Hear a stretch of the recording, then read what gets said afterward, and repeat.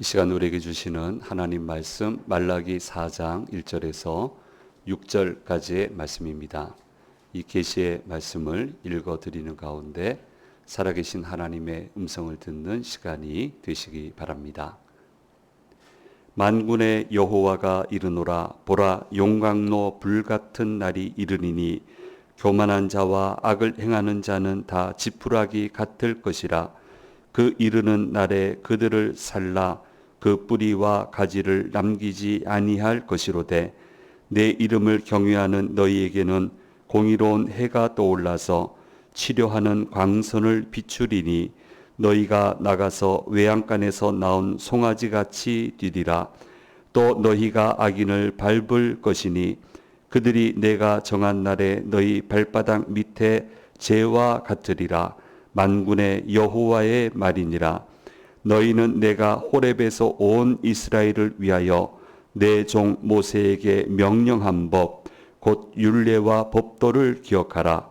보라, 여호와의 크고 두려운 날이 이르기 전에 내가 선지자 엘리야를 너희에게 보내리니 그가 아버지의 마음을 자녀에게로 돌이키게 하고 자녀들의 마음을 그들의 아버지에게로 돌이키게 하리라. 돌이키지 아니하면 두렵건대 내가 와서 저주로 그 땅을 칠까 하노라 하시니라. 아멘.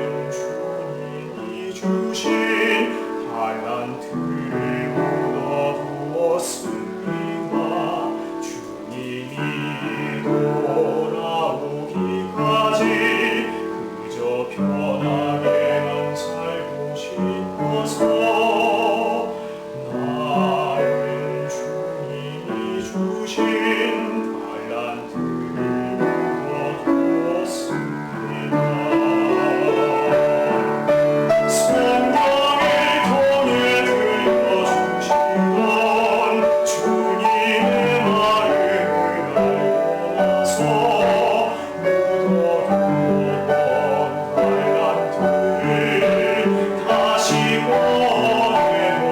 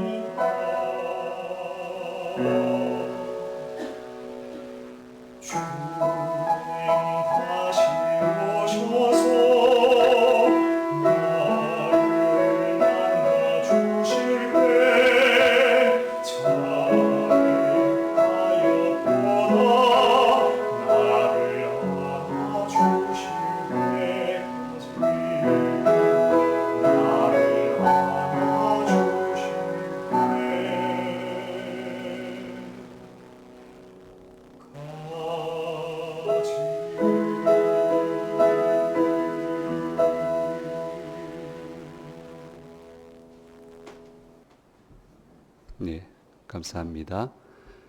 알린 소식 먼저 전해드리도록 하겠습니다. 서울 강남로의 가을 정기회를 앞두고 남부 시차례가 이번 화요일에 영동교회에서 모이게 되겠습니다. 기도해 주시고요. 뭐 많이 남은 것 같지만 곧바로 또 추석 연휴 있고 하기 때문에 아주 굉장히 빠르게 좀 준비가 돼야 되겠습니다. 기도해 주시고 또 협력을 요청드릴 때 도와주시면 감사하겠습니다. 우리 솔리스트가 은혜를 하나님이 계속 주시는 것 같아요. 좋은 작품이 또 이번에 또 캐스팅이 또 됐더라고요. 캐스팅이 돼서 계속 목소리도 굉장히 탄탄해지고 아주 귀하게 쓰임을 받는 것 같아요. 생각나실 때마다 관심을 가지고 또 기도해 주시면 좋겠습니다. 기도해 주셔서 여름 행사 은혜 가운데 잘 마쳐졌습니다. 내년에는 조금 더 발전된 모습으로 이 교회 학교 행사를 잘 하면 좋겠다 그렇게 생각하고 이제 지금부터 기도를 시작을 하려고 하는데 같이 기도에 동참해 주셔서 더 멋진 모습으로 아름답게 여름 행사 각 부서별로 해낼 수 있도록 그렇게 도와주시면 감사하겠습니다. 오늘 주회전에 오신 우리 성도님들과 영상을 통해서 예배에 참여하시는 모든 분들에게 주께서 주시는 은혜가 함께 하시기를 간절히 소망합니다. 오영철이라고 하는 분이 KBS 아마 전 기자신 것 같고요. 행복을 포기하라 라고 하는 이런 발칙한 제목의 책을 이번 8월에 발간을 하셨습니다. 그래서 무행복을 역설을 하세요. 그래야 행복할 수 있다. 나를 지키는 무행복의 역설이라고 하는 그런 주제를 가지고 다양한 이제 내용들을 기록을 해 놨는데 제법 일리가 있습니다. 우리가 행복을 위해서 사는데 행복을 포기하라 하니까 굉장히 이상하게 보이지만 어쨌든 일리가 있어요. 행복은 등에 업은 어린 아이와 같다. 이렇게 설명을 합니다. 등에 업고 있는데 잊어버린 거예요. 내가 지금 가지고 있는데 업고 있는데 잊어버려서 어디 있는지 당황하면서 이리저리 헤매어 있는 모습이 우리의 모습과 같다라고 그렇게 설명을 하고 있고요. 또 이렇게 얘기를 합니다. 행복이 도대체 어디 있는가? 여러분 어떻게 행복을 규정을 하십니까? 보통 목표를 설정을 하죠. 요 정도만 이루어지면 내가 행복하겠다. 젊어서부터 그렇게 목표를 설정하지 않으셨습니까? 근데 행복하셨나요? 그 목표를 달성하는데 자꾸 행복하지 않아요. 그래서 서로 얘기하는 거예요. 나는 이것만 이루면 행복할 줄 알았다고.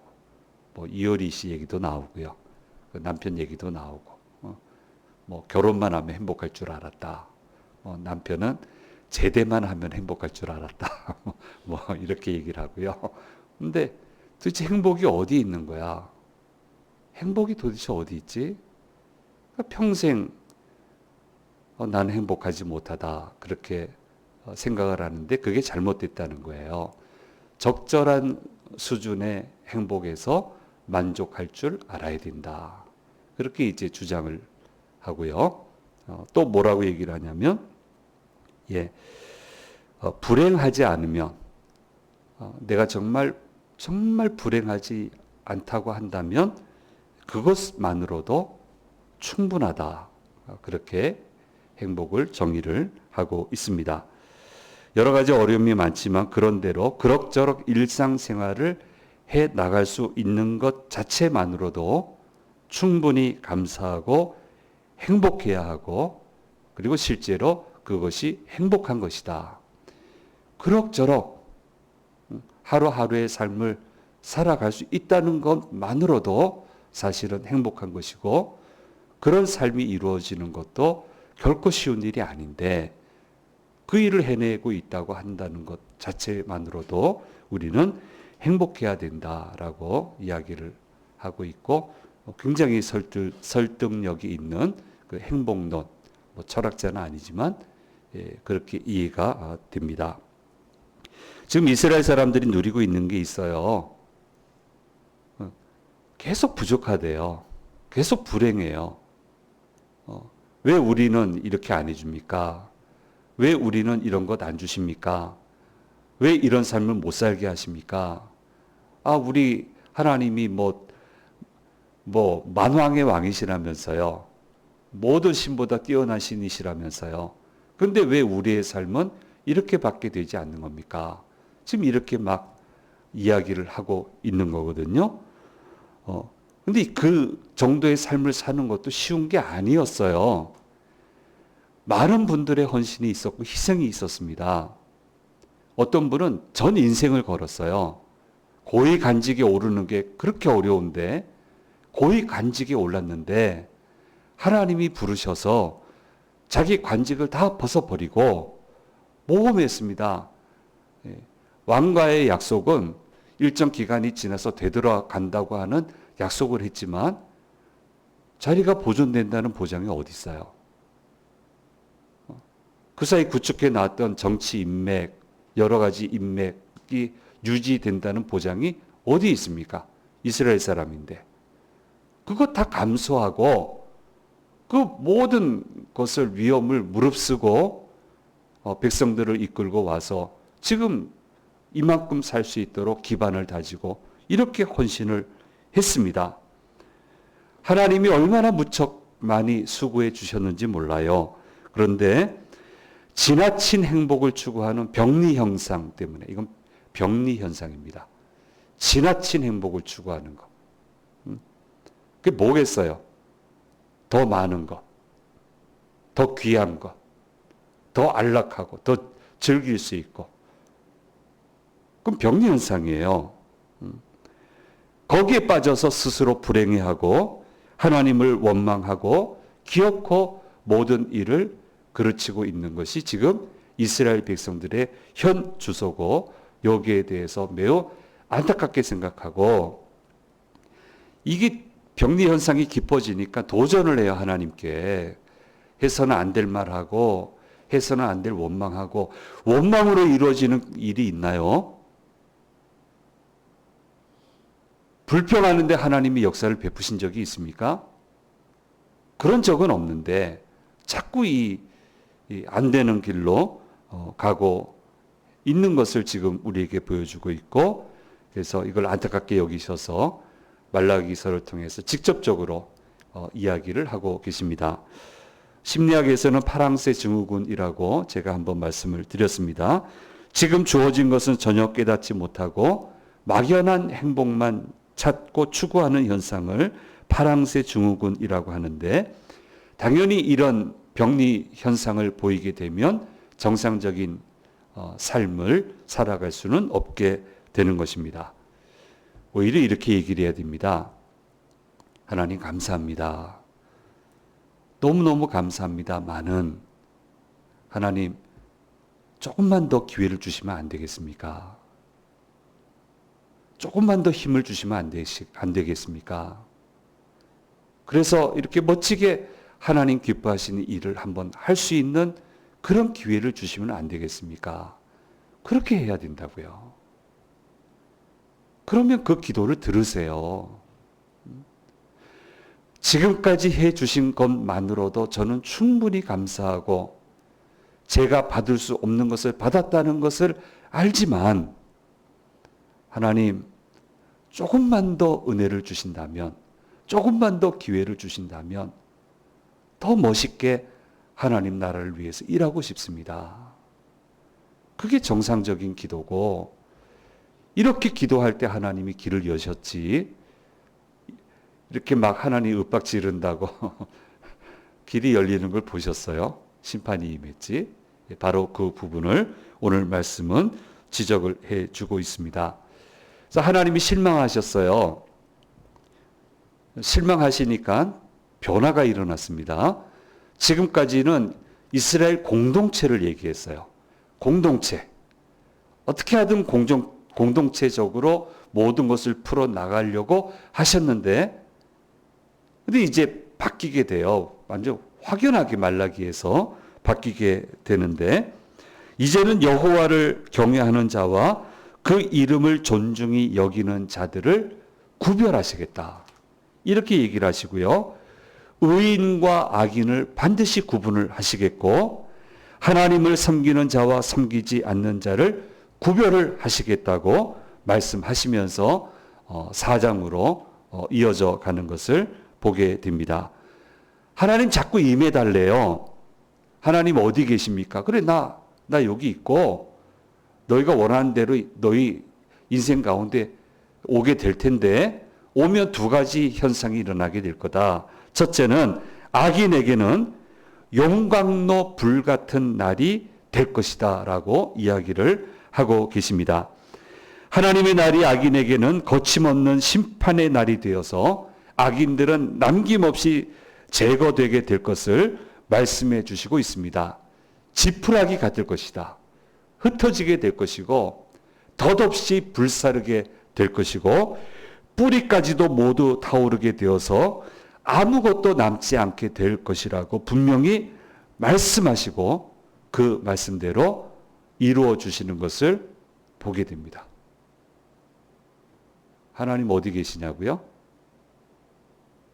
그 심판하는 거 못 보셔요? 악인이 왜 저렇게 득세합니까? 하나님 징벌하시는 게 안 보이십니까?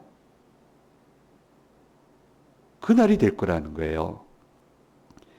둘째로 의인에게도 임하시죠. 근데 의인에게는 말로 표현할 수 없는 기쁨의 날이 될 것을 말씀해 주시고 있습니다. 공의로운 해가 떠올라 모든 상처를 치료하는 광선이 비춰지게 될 것이라고 말씀해 주시고 있습니다. 태양은 태양인데 날개 달린 태양이라는 개념은 이 당시 고대 근동 사람들에게 매우 익숙한 개념이었다고 이야기를 하고 있습니다. 이런 복이 임하게 돼서 말로 할 수 없는 기쁨의 날이 임하게 돼서 외양간에서 갇혀있던 송아지가 풀려 나와서 기쁨을 주체하지 못해서 이리저리 뛰어다니는 것처럼 그런 기쁨이 의인에게는 임하게 될 것이라고 말씀해 주시고 있습니다. 물론 하나님은 이스라엘 백성이 후자가 되기를 원하시고 계시고 지금도 마찬가지입니다. 후자가 되기를 원하세요. 내가 분명히 임할 거고 너의 인생 가운데 임할 텐데 그 날이 기쁨의 날, 찬양의 날. 하나님의 음성이 들렸는데 아담과 하와는 숨었잖아요. 주께서 임하셨는데 숨었잖아요. 그런 날이 되지 않고 치료하는 광선이 떠올라서 모든 것을 치유하고 모든 것을 새롭게 하는 그런 축복의 날이 이루어질 수 있도록 의인의 자리에 머물러 있어야 된다라고 하는 것을 말씀해 주시고 있지만 이스라엘 백성들은 이 일을 해내지 못했습니다.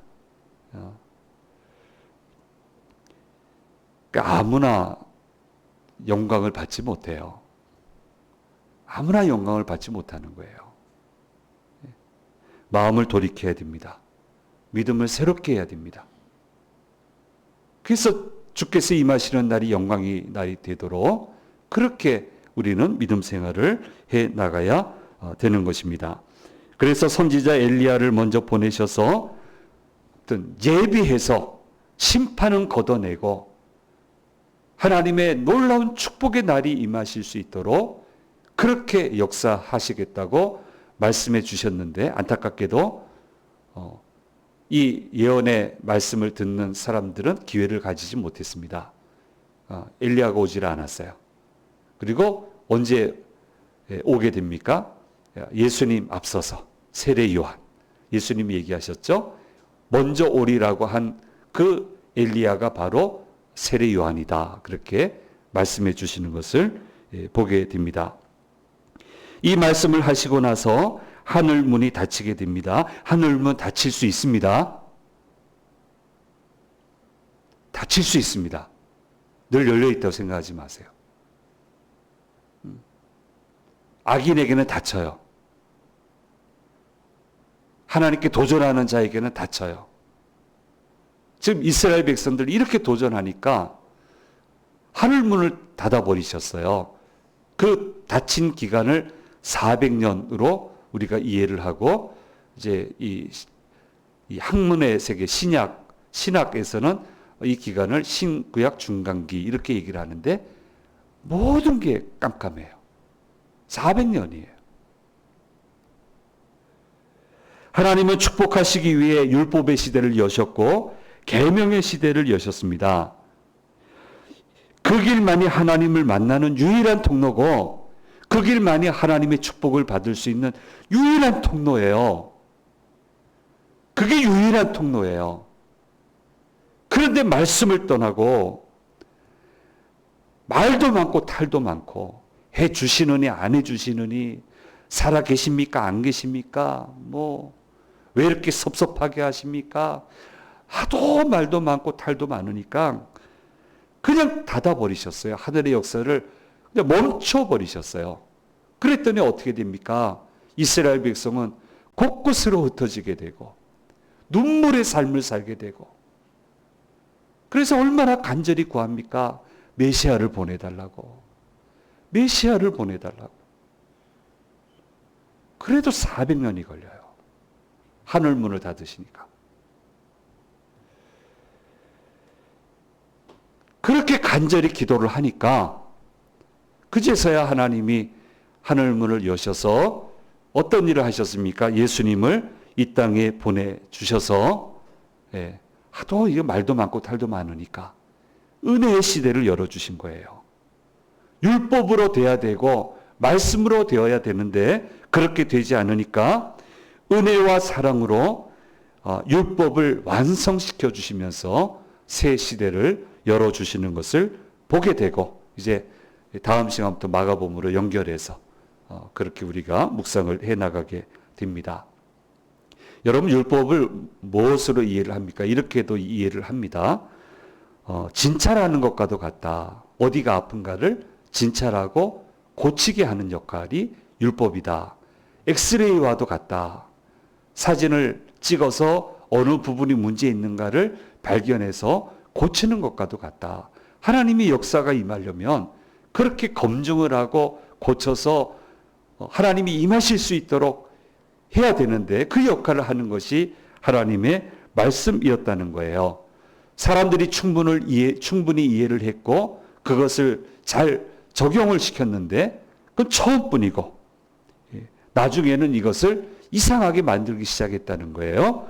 죄를 점수를 매겨서 쉽게 이해한다면 100점, 어떤 죄는 100점, 어떤 죄는 80점, 어떤 죄는 20점. 20점은 가벼우니까 괜찮고 100점은 무거운 죄니까 안 되고, 이렇게 이상하게 만들어서 그 정도 죄 짓는 거야 아무 문제 없는 걸로. 아니, 죄 지어놓고도 뻔뻔하게 하나님 왜 나한테 이러시냐고. 사람은 그럴 수 있는 거지. 제가 이것조차도 안 했어야 되는데, 하나님, 내가 이렇게 약합니다. 이렇게 부족합니다. 그래야 정상인데. 아니, 사람이 이 정도는 할 수 있는 거지. 하나님, 도대체 나한테 왜 이러시냐고. 이 정도 했으면 됐지. 뭘 더 요구를 하시냐고. 이렇게 접근을 한단 말이에요. 성경은 얘기하지 않습니까?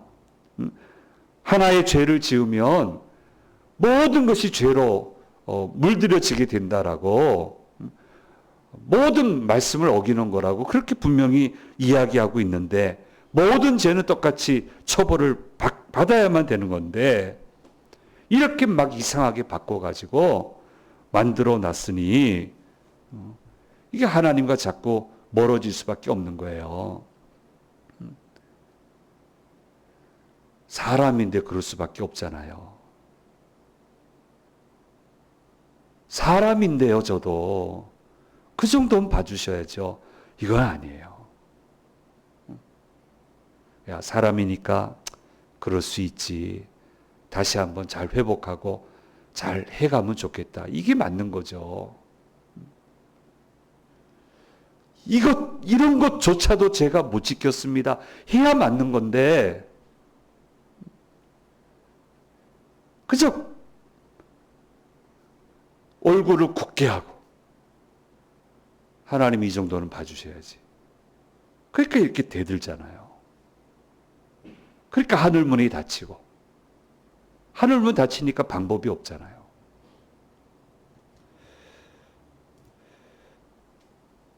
죄를 해결해야 됩니다. 죄가 내 속에 들어와서 확대하지 않도록 죄에 대해서 내가 죽어야 되는 겁니다. 그러면 이 죄에 대한 치료는 어떻게 하는 겁니까? 오직 예수 그리스도의 이름으로 보혈의 피로만 치료가 되는 겁니다. 주님, 이렇게도 부족합니다. 용서해 주세요. 그렇게 쉬운 길을 여셨는데 이 정도는 봐주셔야지. 이만하면 됐지. 그 함정에 빠져서 씻어내지 못하니까 하나님이 임하셔도 영광이 임하지 못하고 하나님이 임하셔도 역사가 일어나지 않고 그런 일들이 반복되고 있다는 거예요. 그래서 이 모든 것을 우리는 벗어버려야 된다라고 하는 것을 우리는 반드시 기억을 해야 됩니다. 자, 상황이 굉장히 어렵게 됐습니다. 하나님도 굉장히 안타까우신데 방법이 없어요. 그래서 일정 기간을 두시면서 이걸 어떻게 하면 좋을까? 하나님이 베스트를 다하시는 거예요. 이걸 어떻게 하면 좋을까? 고민 중에 하신 선택이 아들이신 예수 그리스도를 내어주시는 거예요. 예수님은 이 땅에 오셔서 어떻게 하셨습니까? 그분 역시 베스트를 다하셨어요. 온 힘을 다했어요. 십자가에 달리시기 싫으셨지만 할 수만 있다면 이 잔을 내게서 옮겨주시옵소서 그렇게 간구했지만 그 십자가의 잔을 기쁨으로 받아들이시고 우리를 구원하시기 위해 십자가를 지시고 모욕을 당하시고 그 길을 통해서 구원의 길, 죄 씻음의 길, 하나님의 영광이 임해도 탈이 나지 않는 세상을 만들어 주셨습니다. 이게 예수님의 베스트예요. 모든 것을 다 걸고 하셨어요.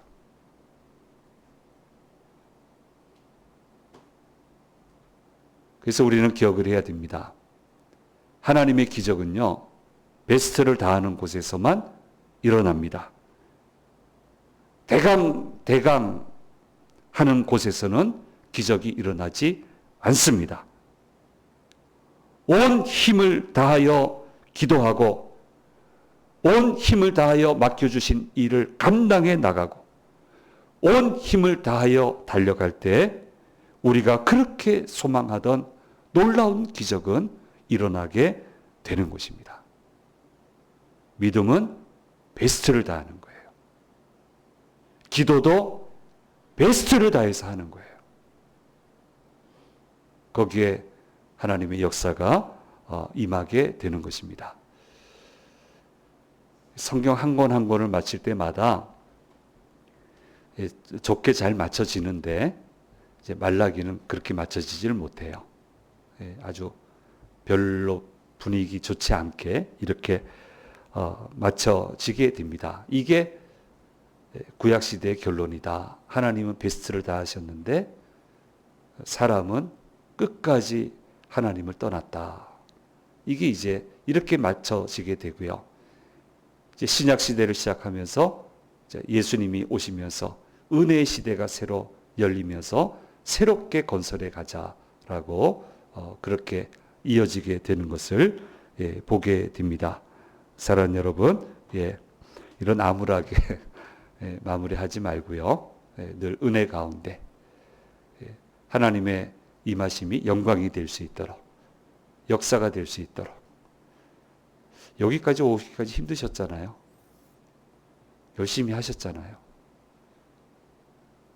그럼 행복한 거죠. 얼마나 행복합니까? 얼마나 감사합니까? 감사하시고 더 힘을 다해서 달려가게 해주십시오.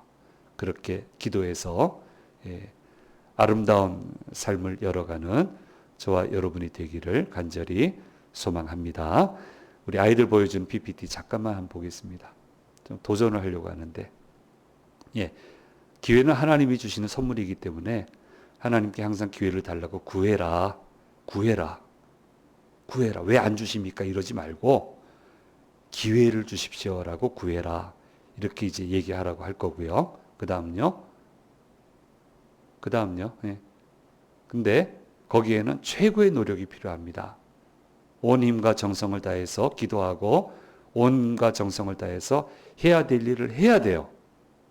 달려나갈 때 그때 도우시는 하나님의 역사로 소망하던 일들이 놀랍게 이루어지는 겁니다. 이걸 우리가 기적이라고 하죠. 기도하면 기적이 일어난다? 그냥 맹숭맹숭 기도하는데 기적 일어날 경우도 있지만 별로 없습니다. 온 힘을 다해서 기도할 때 기적이 일어나요. 하나님의 세계는 베스트예요. 베스트입니다. 그래서 결심을 해라. 기회를 달라고 기도하기로 결심하고 베스트를 할 수 있도록 달려가겠다고 결심하고 그렇게 해서 한번 그 제목으로 기도해 봐라. 이렇게 이제 도전을 주려고 하는데 우리도 좀 마음에 잘 새겼으면 좋겠습니다. 암울하게 끝나지 않고 놀라운 은혜의 세계로 살아가는 저와 여러분이 되기를 간절히 소망합니다. 기도하겠습니다. 귀하신 주님 감사합니다. 오늘도 저희를 부르셔서 말씀 가운데 인도해 주셔서 감사합니다. 하나님은 항상 베스트를 다 하시는데 사람들은 끊임없이 불평해서 마침내 모든 일을 그르치는 것을 보게 됩니다. 할문이 닫힐 수도 있습니다. 이것을 잊지 않게 도와주시고 스스로 문을 닫는 어리석은 믿음이 되지 않게 도와주시고 온 힘을 다하여 주님을 아름답게 섬김으로 늘 기회의 문을 열어가는 믿음의 사람이 될 수 있도록 도우시고 인도해 주시옵소서. 우리 광복절을 기념하는 그런 주일입니다.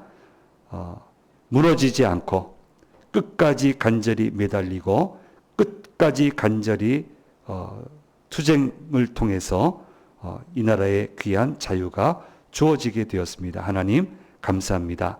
이 소중한 자유 잘 지켜나갈 수 있도록 주여 도우시고 인도해 주시옵소서. 감사드리고 우리 주 예수 그리스도의 이름으로 기도드립니다. 아멘.